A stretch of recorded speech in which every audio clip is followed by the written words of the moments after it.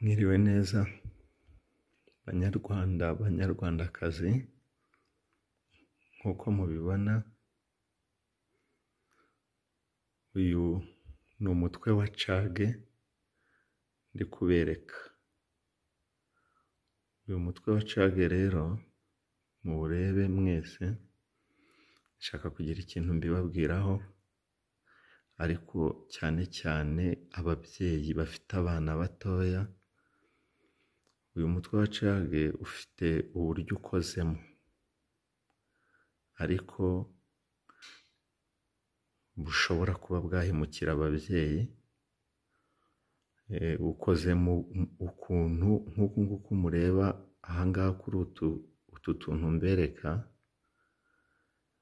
hari ukuntu ahangaha ukozemo nabi ufunguka, mu gihe umwana ashobora kuwukurura icometse.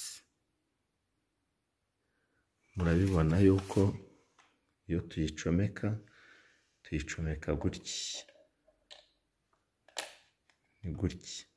Mu gihe icometse rero, nko ku bana bato hari ukuntu umuntu ayikurura ugasanga havuyeho kino cyonyine, ugasanga muri purize hasigayeho utu twuma nk'uko mutureba gutya.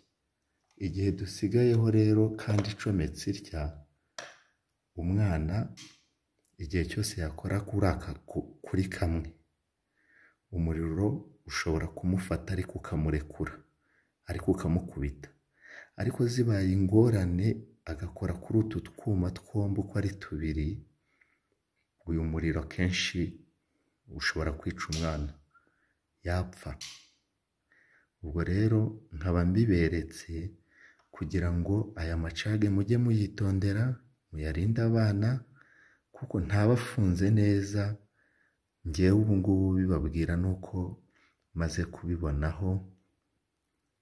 Iyi cage yari inyiciye umwana, bise bintera rero igihunga. Ndavuga ati byaba byiza nkoze aka kavideo nkabasha kubyereka ababyeyi, ahasigaye bakajya bamenya uburyo izi cage bagomba kuzirinda abana, kuko uburyo zikozemo rwose urabona iracomoka, ariko kariya kagasigara muri purize, ku buryo igihe n'igihe byatera impanuka. Babyeyi rwose mugerageze mujye muzirinda abana. Murakoze, kandi Imana ikomeze ibarindire abana.